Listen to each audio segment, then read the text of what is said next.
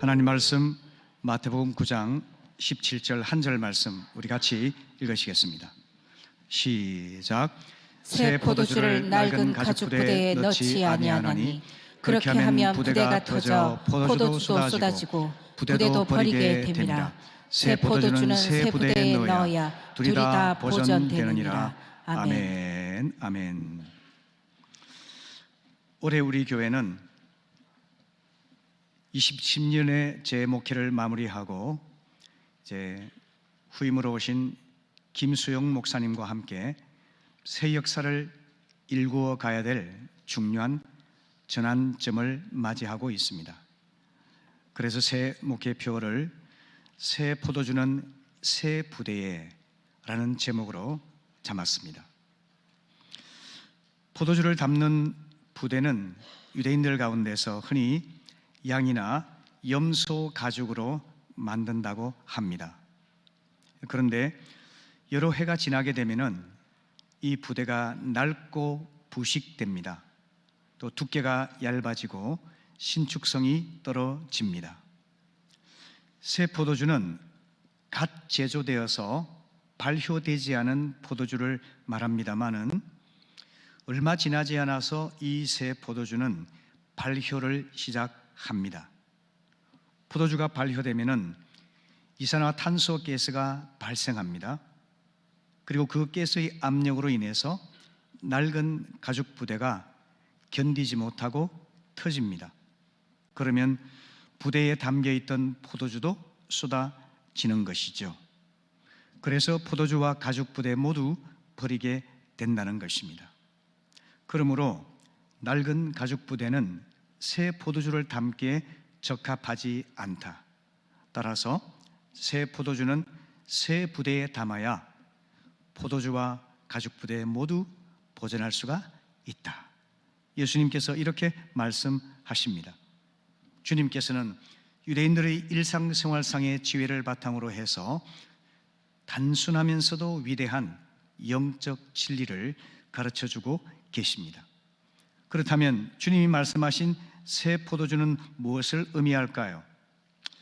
이 본문의 배경은 마가복음 2장에 나와 있는데요. 마가복음 2장 18절 19절의 말씀에서 우리가 볼 수 있는 것처럼 침례 요한의 제자들과 바리새인들의 제자들은 금식을 자주 했습니다. 그런데 그것을 보고 사람들은 예수님께 질문을 합니다. 왜 당신의 제자들은 금식하지 않습니까? 라고 물었죠. 그것을 답하면서 주님께서는 사람들에게 보이기 위해서 금식을 하는 바리새인들의 위선, 그리고 그 위선의 바탕이 되는 헛된 율법주의를 지적하시면서 이 포도주와 가죽 부대의 비유를 말씀하고 계신 겁니다. 요약하자면 이 말씀의 요지는 복음의 새 포도주는 유대교 율법주의의 낡은 부대에 담을 수가 없다 하는 말씀입니다. 복음의 진리가 낡은 율법주의와 병립될 수 없다는 사실을 가르치기 위해서 주님께서는 종종 창조적인 파괴 행위를 행하셨는데요. 예를 든다면 유대인의 율법에서 그토록 중요하게 여기는 것이 안식일 준수이죠. 주님은 안식일 준수의 관행을 과감하게 파괴하셨습니다. 제자들이 안식일에 밀이삭 줍는 것을 허용하시고 변호해 주셨습니다. 안식일에 해서는 안 되는 노동을 하시면서 병자들을 치유해 주셨습니다. 주님께서는 율법의 정신은 제도를 지키는 것보다 사람을 구원하는 것이 더 중요하다는 근본적인 원리를 가르쳐 주신 것이죠. 나아가서 유대인들이 경멸하는 세리와 죄인들을 접촉하셨습니다. 그들과 함께 식사하며 교제하셨습니다. 그들의 친한 친구가 되셨습니다. 그리고 마침내 그들을 구원하여 주셨습니다.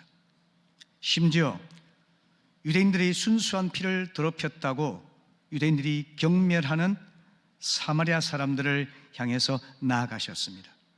우리가 잘 아는 사마리아 여인, 사랑에 굶주리고 소외된 그 여인을 구원하시기 위해서 주님은 뜨거운 대낮에 친히 우물가에 가셔서 그 여인을 만나 대화하시고 구원해 주셨지 않습니까?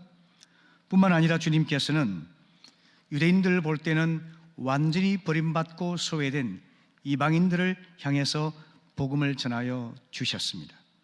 예수님의 이런 행동들은 혁명적이었습니다.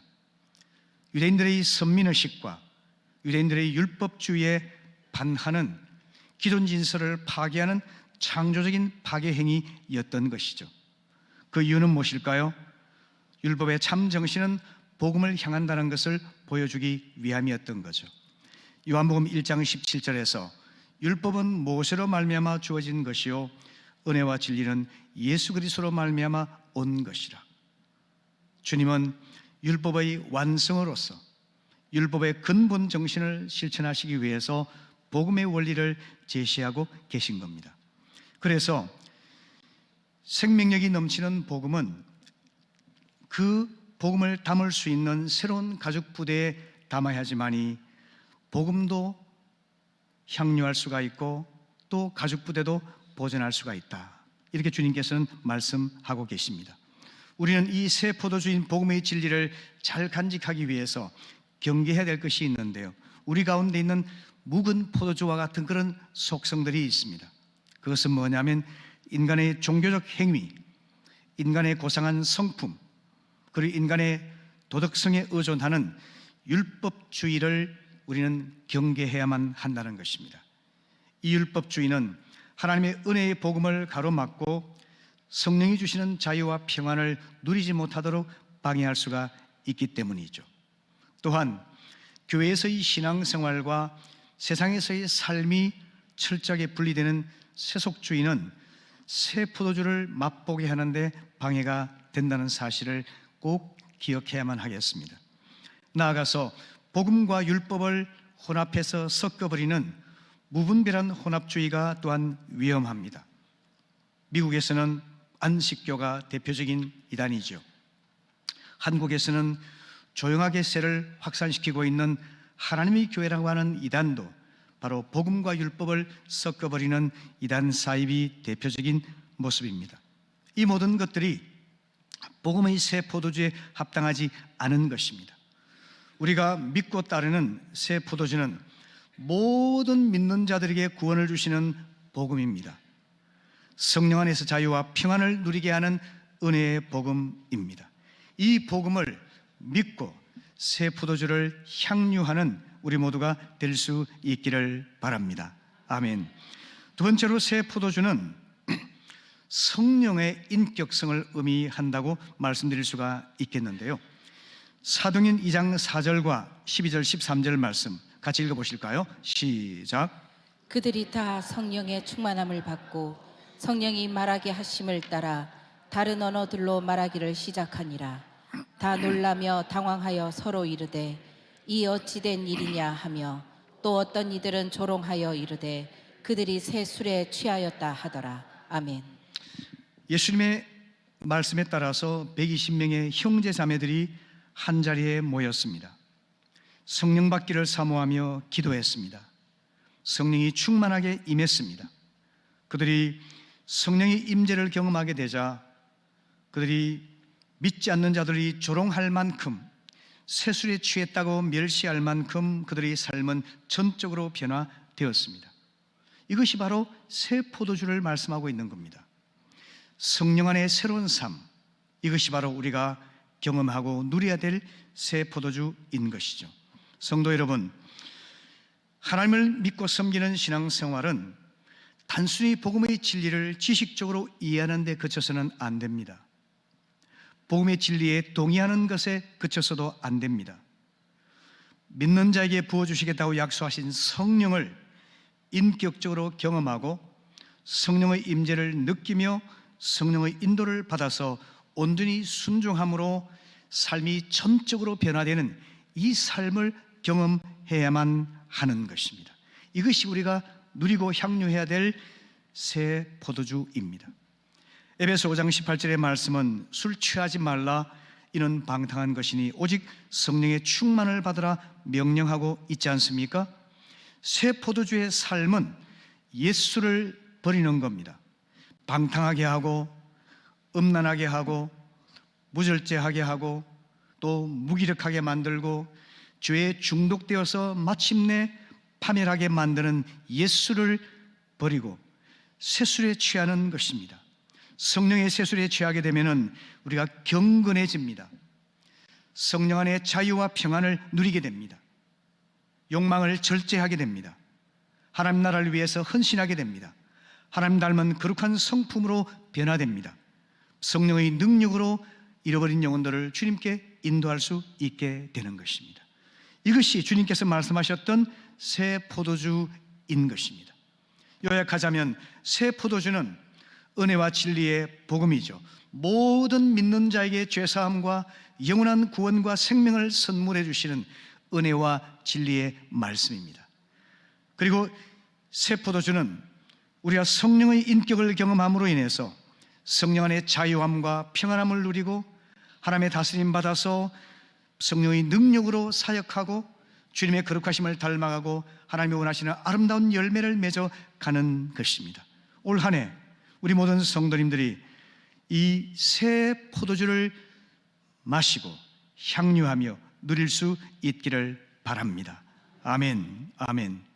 그렇다면 복음과 성령의 새 포도주는 낡은 가죽 부대가 아니라 새 가죽 부대에 담아야 포도주와 부대 둘 다 보존할 수 있다, 주님께서 말씀하셨는데요. 우리가 경계하고 주의해야 될 낡은 가죽 부대가 무엇일까요?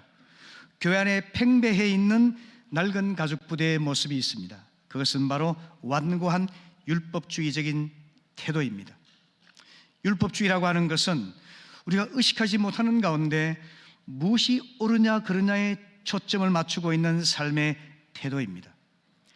자기 자신이 항상 옳습니다. 자기 의에 가득 차 있습니다. 그래서 자신을 올가매고 다른 사람을 비판하고 정죄하는 것입니다. 이런 태도는 자신과 다른 사람을 불행하게 만들고 결국은 망하게 만드는 악한 마귀 궤교에 넘어가게 되는 어리석음입니다. 두 번째는 전통주의가 있는데요. 전통주의는 삶의 모습을 생각하고 성찰하는 대신에 옛날에 행했던 것들을 그대로 답습하고 기계적으로 따라가는 것입니다. 어리석을 뿐만 아니라 시대착오적인 모습들이죠. 이런 것들이 교회에 많이 있습니다. 예배 시간을 11시에 지키는 것이 성경적이라고만 생각합니다. 새벽 기도를 30분만 당기려고 해도 야단납니다.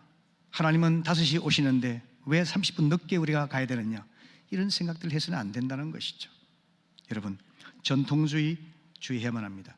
그리고 세속적인 삶, 세속주의입니다. 일주일에 우리는 168시간을 부여받았습니다. 그런데 교회에 와서 1시간 예배드린 것 외에 167시간을 하나님 말씀과 상관이 없이, 하나님과 상관이 없이 성령의 임재와 인도를 받지 못하며 살아간다면 우리는 세속적인 인간 아니겠습니까?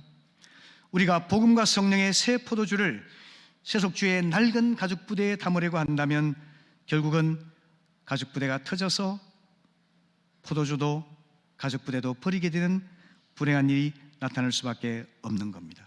그래서 주님께서는 복음과 성령의 새 포도주를 담을 수 있는 새로운 가죽 부대를 준비하라고 우리에게 말씀하고 계신 겁니다. 여러분, 새 가죽 부대의 특징이 무엇일까요?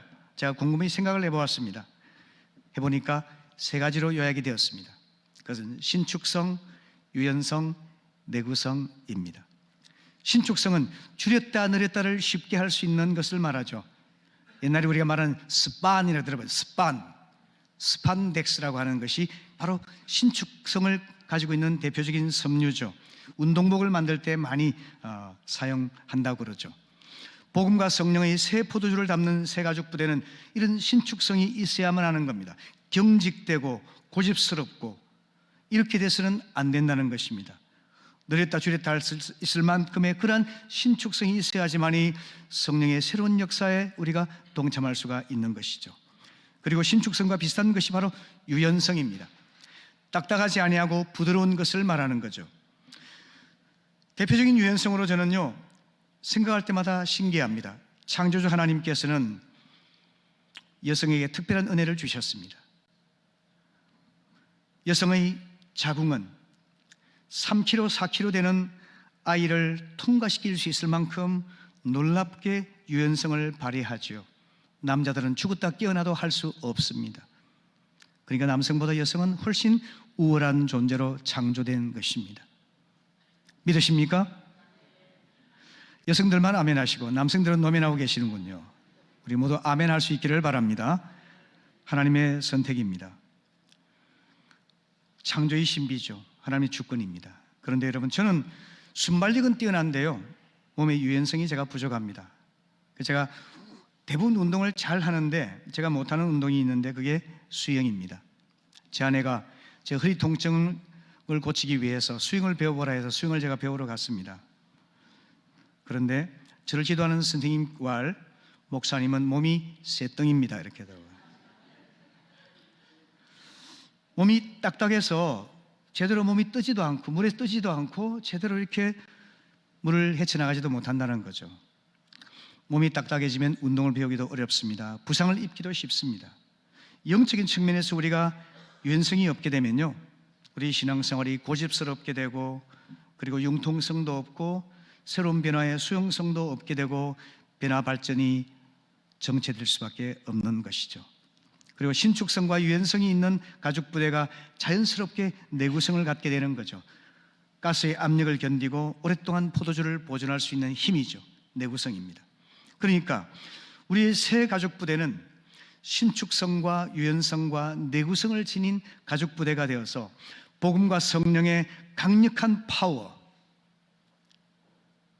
그 파워를 견뎌내고 담아내고 향유하고 그리고 퍼뜨릴 수 있는 그런 가죽 부대가 되어야 한다는 것입니다. 우리 교회가 새로운 가죽 부대를 잘 준비할 수 있기를 바랍니다. 아멘. 이런 점에서 우리 교회는 지난 삶을 돌아보고 개인적으로 교회적으로 성찰할 수 있어야만 하겠습니다. 나는, 그리고 우리 교회는 복음과 성령의 새 포도주를 담을 수 있을 만큼 신축성이 있고 유연성이 있고 내구성을 지니고 있는지 한번 살펴보아야만 합니다. 너무나 딱딱해버렸고 너무나 낡아버렸고 그래서 누들누들해서 새 포도주를 담을 수 없는 낡은 가죽 부대로 전락하지는 않았는지 돌아볼 수 있기를 바랍니다. 그 기준이 우리 가운데 율법주의적 태도가 있지 않은지, 전통주의적인 사고방식이 있지 않은지, 세속주의가 지배하고 있지 않는지, 이런 질문들을 자신에게 던져보시기를 바랍니다. 과거를 기억하지 못하는 사람은 과거의 실수를 답습하게 마련이죠. 그렇기 때문에 우린 인간으로서 지난 삶을 되돌아보고 자기 반성을 할 수 있어야만 합니다. 그래야지만 이 새로운 변화가 우리에게 찾아오는 법이죠. 계시록 2장에서 부활하신 주님께서 소아시아 지역의 대표적인 모범교회였던 에베소 교회를 향해서 사랑의 책망을 하십니다. 그 내용이 뭐냐면, 에베소 교회여, 이는 처음 사랑을 버렸느니라. 네가 어디서 떨어졌는지를 생각하고 회개하여 처음 행위를 가지라. 이렇게 말씀해요. 생각하라고 말씀합니다. 성찰해야만 합니다. 반성해 보아야만 합니다. 그렇게 해서 회개하여 원래의 행위를 회복하라. 이렇게 말씀하죠. 하나님을 만났을 때 그 기쁨, 하나님을 뜨겁게 사랑했던 처음 사랑, 주님께 헌신했던 처음 행위를 회복하라는 이야기죠. 다시 말하면 기본으로 돌아가는 것입니다. 신앙생활은 그렇게 복잡한 것이 아닙니다. 가장 기본적인 것을 우리가 회복하기만 한다면 모든 것은 정상화될 가능성이 아주 높습니다. 이 기본을 회복하기 위해서 우리가 꼭 분별해야 될 두 개념이 있는데요, 그게 뭐냐면 전통과 전통주의입니다. 세계적인 역사신학자인 예일대학의 야로슬라브 펠리칸이 이렇게 말했습니다. 전통은 죽은 자들의 산 신앙이고 전통주의는 산 자들의 죽은 신앙이다. 여러분, 오늘 집에 가셔서 이 내용을 깊이 생각해 보시기를 바랍니다. 너무너무나 통찰력이 뛰어난 그런 이야기입니다. 전통주의 산자들, 살아있는, 현재 살아있는 사람들의 죽어있는 신앙을 과감하게 버리라는 말씀이죠. 우리가 진리의 복음과 성령의 인격성에 대해서 무관심한 채 아무런 자기 반성이 없이 과거를 답습하게 된다면 우리는 전통주의의 그 그늘에서 벗어날 수가 없는 거죠. 대표적인 것이 유교 문화와 샤머니즘입니다. 우리 신앙생활의 큰 악영향을 미치고 있는 것 대표적인 것이 바로 이런 유교 문화와 샤머니즘인데요. 여자는 교회에서 잠잠할지어다. 아멘이십니까? 이게 바로 유교주의 문화입니다. 유교의 계급주의 정신이 교회에 여전히 많이 들어와 있습니다. 사회에서 돈 많이 벌고 유명하고 힘있고 이런 사람들은 교회에서도 그 세속적인 자기의 영향력을 가지고 교회에서 집사가 되고 권사가 되고 장로가 되고 이런 관행들이 교회에서 떨쳐버리기 어려운 유혹입니다. 그분들은 교회 직분을 신분으로 착각하죠. 그래서 승진했다고 생각합니다. No, 아닙니다. 직분은 더 많이 섬기라고 하나님이 주신 기회입니다. 더 많이 섬기는 종이 되라고, 더 낮은 곳으로 내려가라고 주님께서 허락하신 기회예요. 그걸 모르고 계급처럼 생각하면 어깨에 힘이 들어갑니다. 목소리가 달라져요. 표정이 달라져요. 교회 문제를 일으키는 겁니다. 조심해야 돼요. 이게 바로 전통주의의 한 모습이죠. 유교의 체면 문화와 샤머니즘이 결합되어 가지고 우리나라에서 결합이 되어서 신앙과 삶이 괴리가 되어버리고 윤리성이 상실한 이런 현상이 나타났습니다. 여러분, 기독교와 불교와 캐톨릭 중에서 가장 신뢰받지 못하는 종교가 어딘지 아십니까? 기독교입니다. 왜 그럴까요? 윤리성이 상실되었기 때문이죠. 유교의 체면 문화 그리고 샤머니즘은 자기의 욕망을 실현하기 위해서 귀신의 도움을 받는 것이 바로 샤머니즘입니다. 그게 윤리성이 들어올 수가 없어요. 욕망을 달성할 수만 있다면 모든 것이 오케이입니다. 그래서 샤머니즘의 윤리성이 없어요. 유교의 체면 문화와 샤머니즘이 결합되어서 교회에 들어왔기 때문에 많은 그리스도인들 가운데서 종교적 위선과 윤리성이 상실된 모습을 우리는 보게 되는 것이죠. 이런 전통주의 우리가 극복하지 않으면 안 되는 겁니다. 우리 교회 안에서도 이런 전통주의가 있다면 과감하게 단절할 수 있기를 바랍니다. 여자여 목소리를 내십시오. 아멘.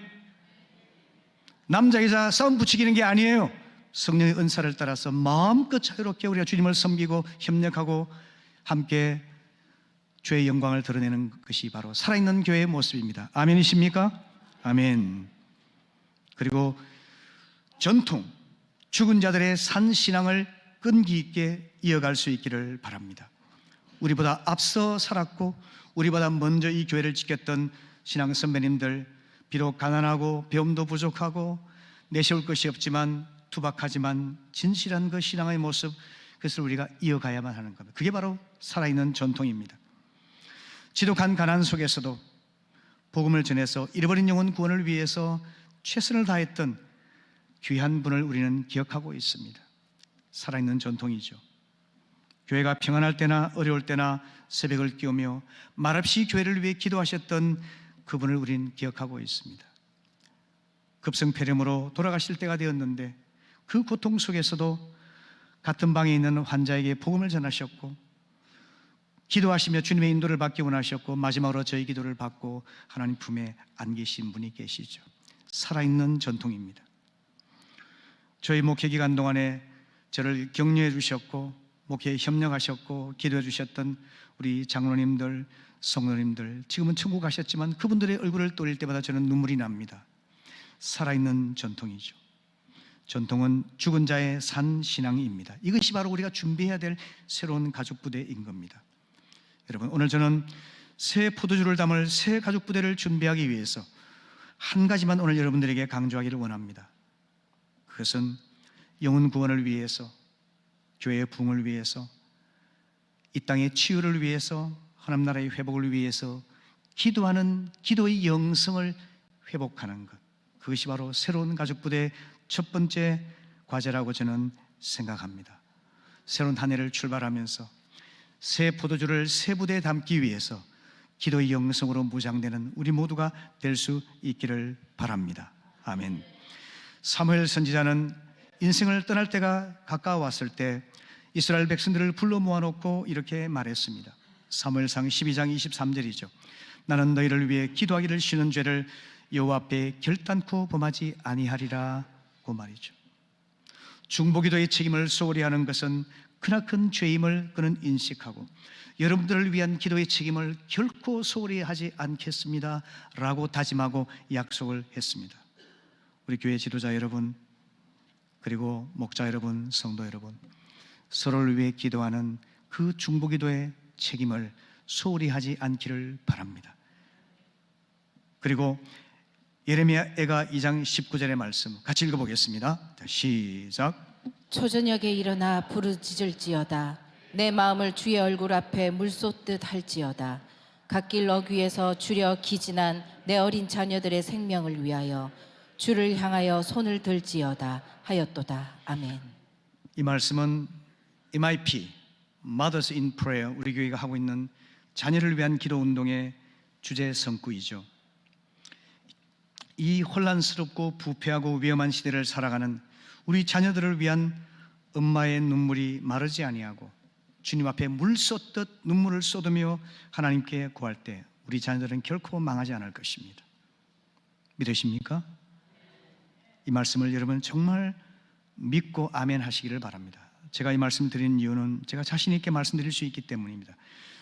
저희 아내와 저는 우리 자녀들을 위해서 이와 같이 하나님께 많은 눈물을 흘리며 기도했습니다. 정말 열리지 않는 상황 속에서 하나님께서 진로를 열어주셨고 삶의 변화를 위해서 기도했을 때 하나님께서 그런 기도를 들어주셨습니다. 그렇기 때문에 제가 여러분들에게 자신 있게 말씀드릴 수 있습니다.